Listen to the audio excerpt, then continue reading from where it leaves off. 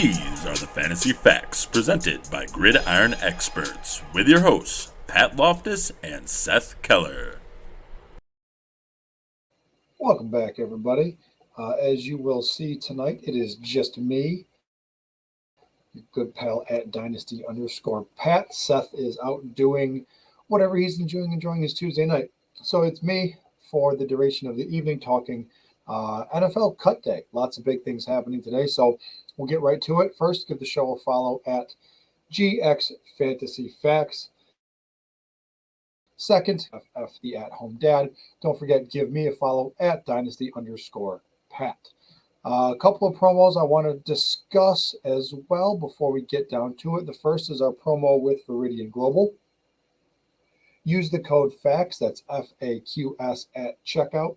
Save 10% off of a purchase. And the second is our partnership with Underdog. Underdog Fantasy, it's your one-stop shop for all things fantasy football.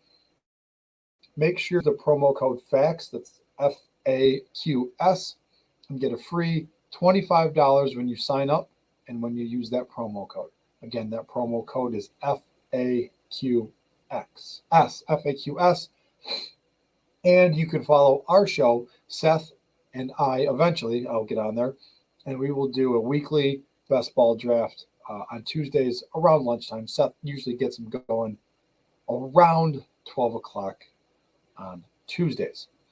So I'm trying to do a lot here. I'm trying to run. Normally Seth does all the stuff in the background, right? He does all the promos. He does all the ads, all that stuff. So I'm trying my best here to get everything done by myself. Seth, I did not appreciate how difficult this was. So thank you for doing all of this. It's a heck of a lot easier on my end when I'm just talking. Let's get right into it. I don't have the drops either. Seth has all the cool sounds. So we're going to start with the opening question tonight. That comes from Philip Litt at Always Be Lit with two T's, Litt. Who do you like more long-term in Dynasty PPR? Terrace Marshall or Rashad Bateman? And when I first read the question, I immediately went to Rashad Bateman. And I went there just because of the lack of receiving options in Baltimore. But as I started to think about it a little bit more, I'm not concerned about the injury, right? Bateman being hurt doesn't mean a whole lot. He'll be back. He'll be fine. But you start looking at the quarterback position and the inefficiencies of Lamar Jackson. Can he find it with his arm as well as he finds it with his legs? If not, that's a huge hit to Bateman. He also has, they also have Mark Andrews as a pretty good safety valve. And you go over to Carolina and you look at Terrace Marshall, and my first thought was, oh, he's buried on the depth chart. Well, they do have DJ Moore. They do have CMC. Robbie Anderson isn't going to be around a heck of a lot longer. Terrace Marshall has the ability to step up early and perform. And that does starting now, does impact your long-term dynasty value. So it's a lot closer. I still like Rashad Bateman. I think he is the better receiver, the better prospect, the better just across the board. But I'm concerned about the quarterback position, which makes the gap a little bit narrower. But I still like Rashad Bateman over Terrace Marshall in Dynasty PPR. But it's close. Some news and notes to discuss as we get into really kind of the calm before the storm, right? Excuse me. Season kicks off next week, Thursday.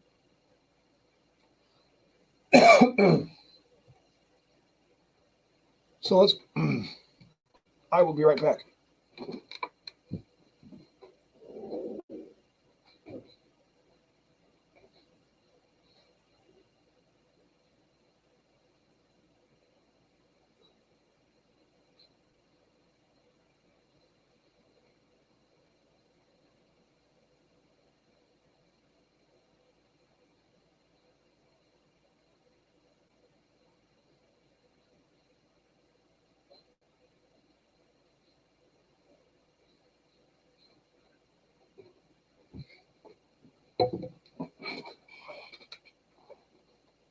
My goodness, choking a little bit there. All right. Back had to get a little bit of water. All right, some news and notes to get into real quick before we talk about some big names that got cut and where I think they might end up. So we shall start with, there's always injuries, so we're going to start there. First up, we're going to start with Tariq Cohen. He will start the season on the PUP list, just like Michael Thomas. Thomas with the ankle, Tariq Cohen with the knee injury he suffered last year, so officially missed the first 6 games of the season.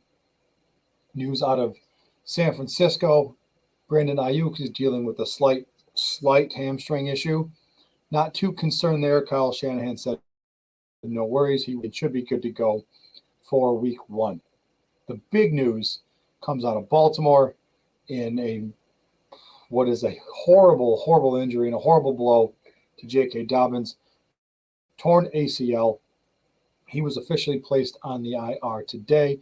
Dobbins will be out for the entire season with the torn ACL. Now, we had a few trades occur in the last few days, and this actually is a huge boost for both Minnesota and for Chris. The Vikings acquire Chris Herndon, a 2022 sixth from the Jets in exchange for a 2022 fourth-round selection. And this is big because the Vikings are potentially losing Irv Smith Jr. So Herndon, the perennial breakout player, leaves the dumpster fire that was the Jets, and Adam Gase connects and lands in Minnesota with Kirk Cousins and Mike Zimmer, and really a capable, potent offense. So keep an eye out in your leagues and on your waiver wires for Chris Herndon. Might be a good late round stash. Speaking of stash, it's a terrible transition, but I'm going to roll with it. The mustache, Gardner Minshew, was traded to the Eagles for a conditional 2022 sixth round pick. So the Eagles get a viable backup for Jalen Hurts, and Minshew gets out of Jacksonville, where he had no chance to start behind Trevor Lawrence. And finally, the last bit of news. My Detroit Lions acquired wide receiver Trinity Benson in a 2023 sixth from the Broncos in exchange for a 2022 fifth and seventh. Now, I don't know much about Trinity Benson, but I know he was buried on that depth chart in Denver. He comes to the Lions where it's a little more wide open, gets the opportunity to show that he can make something happen and he can make plays in this league. So should be good for the Lions, as they don't have much depth there at wide receiver. Looking forward to seeing what Benson can do in a Lions uniform. So today is August 31st. It was officially cut day for the NFL, where teams had to go from 80 down to 53, I believe 53-man starting rosters. So that leaves a lot of players with new homes, and a lot of players right now waiting for waivers to clear. So anybody waived can be claimed by tomorrow, Wednesday at noon. And the waiver wire is ordered from worst to first. Think of it like the NFL draft, minus any trades. So the Jaguars have the top pick, top waiver claim, if you will, followed by the Jets, Texans, Falcons, Bengals, Eagles, Lions, Panthers, Broncos, Cowboys. There's your top 10, and so on and so forth, all the way down to the Bucs with the last possible waiver claim. And I'd like to start with the biggest name, arguably the biggest name on this list, and that would be Cam Newton. And Newton was released today by the Patriots for, I guess, just losing out to Mac Jones. I don't particularly think Cam Newton played all that poorly, right? I just think that Mac Jones played better. And the AFC East is real young at quarterback now with Newton, with Tua, with Josh Allen, and with Zach Wilson. So the AFC East has the young, fresh faces of the NFL. But Cam Newton probably didn't play himself out of any potential suitors, because there are some teams out there that could use help at quarterback.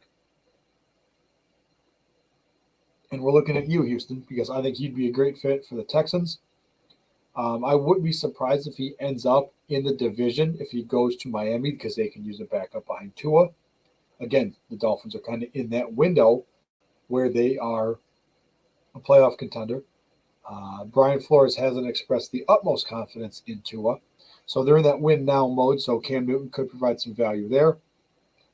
Denver's another potential landing spot, as you had Drew Lock and Teddy Bridgewater battle it out. I don't think Newton's an upgrade over Bridgewater, but I'm not running the Broncos, and you all know my disdain for the Broncos and how they handled the quarterback position post NFL draft. Also, don't think it would be a bad idea for the Jets to look at bringing in a seasoned backup veteran as a backup. And again, you have that interdivisional, kind of knowledge that Cam Newton can provide to the Dolphins, the Jets, if he ends up going there. All right, there have been a ton of wide receivers that got released, so we'll get to those last, but I've got about 6 or 8 guys there to talk about. We're going to go down to the tight end position. One tight end of note got released today. That was Jacob Hollister, got released from the Bills. And it's interesting because that was really I'm trying to fly. There's a fly right in my face. The Bills were kind of weak at tight end. Releasing Hollister doesn't make a whole lot of sense, as he was probably better than Dawson Knox and really anyone else they had on that roster. So it does raise a question, is this opening the door for Zach Ertz to be traded from Philly to Buffalo? Because the Eagles kept 4 tight ends. Ertz was one of the 4, and Ertz is probably not better than Dallas Goedert right now. Probably wasn't last year either, but it makes a lot of sense for Ertz to go to a team like the Bills.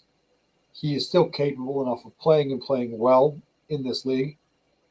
He would give the Bills a huge upgrade at tight end, as they really don't have anyone else there. So keep an eye out. I have a sneaky suspicion that Zach Ertz might be headed to Buffalo.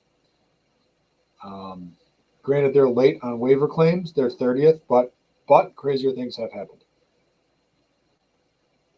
Let's talk about some running backs real quick. One of our favorite rookies on this show is back again, being talked about as a cut candidate, or now someone being cut again. And that is Javian Hawkins. So earlier, Hawkins was cut by the Falcons. He got picked up, signed by the Titans, made it about 4 days on the Titans before he got released again today. So Javian Hawkins probably won't end up on an NFL roster. Extremely talented, but cut twice this regular season, so not looking well for him. We're going to go to Miami. We're going to talk a little Garrett Dokes, who was another late round taxi squad stash. Got drafted in a good spot. Miami didn't have much depth at running back. Garrett Dokes was released today. He will probably catch on. He was, productive, successful at Cincinnati, showed some flashes this preseason in Miami. Wouldn't surprise me to see him go to a team that's a little thin at running back. Granted, Miami was thin and they released him. But maybe the Rams. That would make a good amount of sense. Let's see, where are the Rams? Rams are 25th in the pecking order tomorrow morning. Could see a team, let's see, Lions, Eagles, Bengals. Maybe a team, maybe the Falcons take a flyer on a running back there. The Texans are also there. I expect the Texans to put a claim in for Cam Newton, though. So, again, young running back, Garrett Dokes, available in waivers. Expect him to get picked up sometime tomorrow. Finally, at running back, Peyton Barber was released by the Washington football team, which is a bit of a surprise that they're keeping the rookie Jarrett Patterson over Barber because they have Gibson, McKissick, and now Patterson as their top 3. Barber's a grinder. He's a between the tackles guy. He's a goal line guy. He'll find work. I just don't think it's fantasy viable work, at least not anytime soon. And it would be really dependent on any injuries to people in front of him.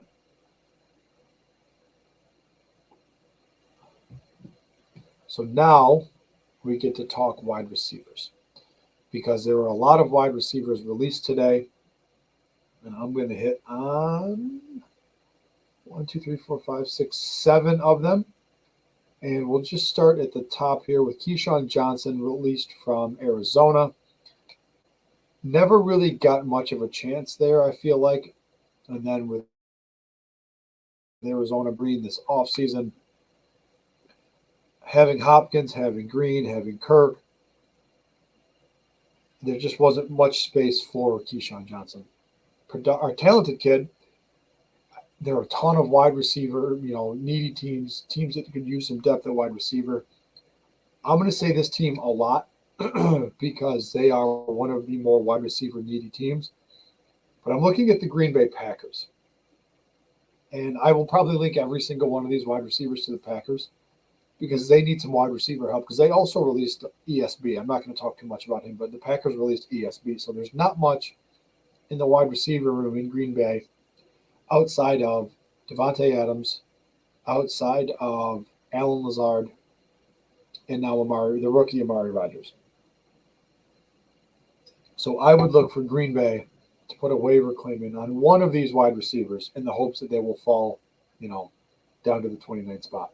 So let's look for Keyshawn Johnson to land somewhere as a wide receiver 3, wide receiver 4 with upside on whatever team he ends up with. Now, this one probably surprised me the most because this guy was drafted in the 4th round in this past draft in April. And the team that drafted him traded up to get him in the 4th round. And we're going to talk Dez Fitzpatrick. There wasn't much positive or negative that really came out of Dez in camp in Tennessee. At least nothing, that I could find worthwhile talking about on the show. But he was going to be behind A.J. Brown, Julio Jones, and Josh Reynolds.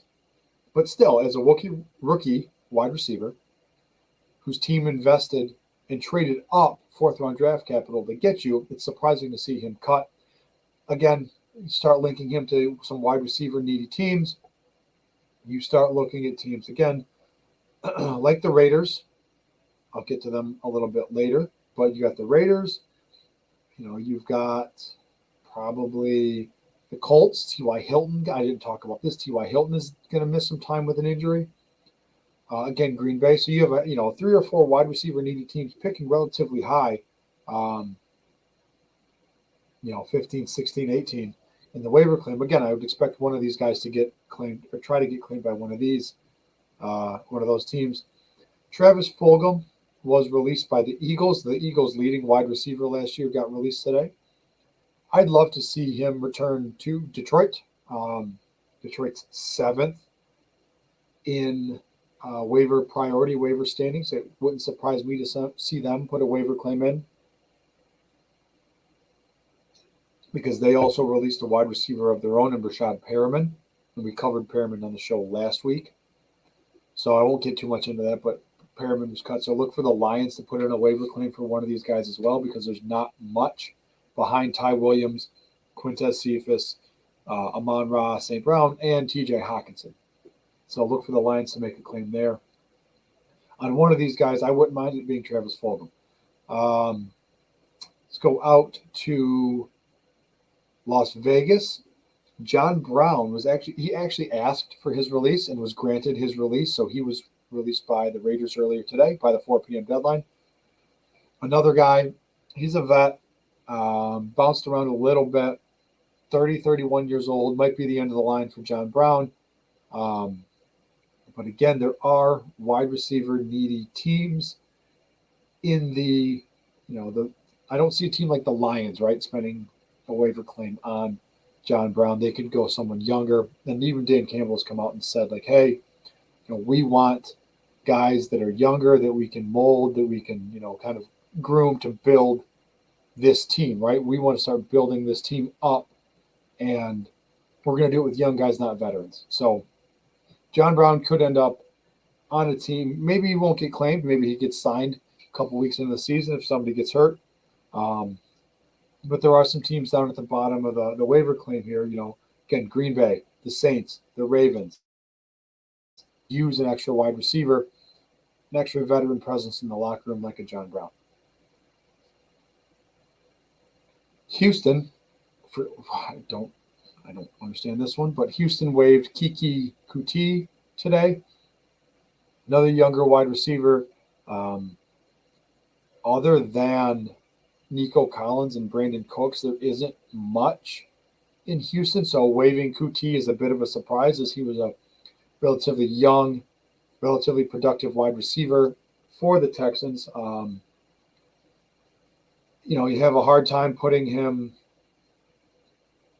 on really anyone worse. So again, look for teams, could use a veteran, wide receiver 3, wide receiver 4, all the teams that I've talked about already. So, it wouldn't surprise me a whole lot, again, to see some of the teams down at the bottom, like Baltimore, like Green Bay, like the Saints, to put in a claim on him as well. The last wide receiver to talk about tonight, and man, this show goes by quick without Seth. Seth, you talk a lot. We're going to have to work on that. The last one I want to talk about before we sign off for the night is Keyshawn Johnson from the Jags. Now, Jaguars made quite a few cuts at wide receiver now. They've got a pretty deep wide receiver room with Chark, with Chenault, with the veteran Marvin Jones. So no surprise to see some of the older guys, right? To see Philip Dorsett get cut. But it was surprising to see Keyshawn Johnson get released by the Jaguars, because I believe he was a 2020 pick in Jacksonville. He's a guy I probably don't see getting past maybe the Eagles or the Lions. I'd love to see Keyshawn Johnson in a Lions uniform, because, again, he's a young guy. They can grow, they can groom him, they can build him up. He can be part of hopefully something good here in Detroit. My ask for all of you as we finish up a quick show tonight, did I miss any big names? Did I miss anybody that got cut that you think deserve to be on this list? Where do you think they should end up? And of the players I talked about, of the 10 or 12 players that I talked about, do you think I got some of these landing spots right? Did I get them wrong? Where do you see some of these guys going? Do they get claimed? Do they stay on waivers? Are they done with football? Guys like Cam Newton, guys like John Brown, have they reached the end of the line in their careers? For the young guys, are they going to get another shot? Are we going to see Dokes? Are we going to see Hawkins? Are we going to see Des Fitzpatrick in the league sometime soon in 2021 or beyond? So let me know what you think about the players that I covered and where you think they're going to end up versus where I think they're going to end up. Also, let's go back up and let's recap the opening question again, because we're talking about who do you like more long-term dynasty PPR? Terrace Marshall, Rashad Bateman, two good up-and-coming rookie wide receivers. For me, it's Bateman by just a little bit. Marshall's closing that gap, though. So, yeah, no drops tonight, no outro music. You just get me reminding you that we have our promo with Viridian Global. I'll put that back up real quick. So the promo code here is FAQS, FAQS. That promo code at checkout. Get 10% off your order. And we also have our partnership with Underdog. I'm not going to make you watch the whole commercial again, the whole ad again that Seth put together. Again, great job with this, Seth. But sign up using the promo code FAQS. Get a free $25 if you use that promo code when you sign up and you deposit some money into that account. And also join us. When I say us, I mean Seth. Every Tuesday around noon for a live best ball draft. So we got a lot going on with Viridian, even more going on with Underdog. Let's make sure you guys take advantage of both of those.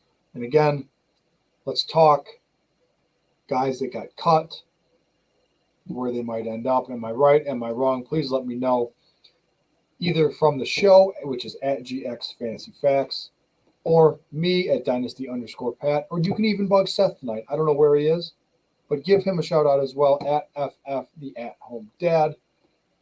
Thanks so much, everybody. Good night, and we will see you all next week.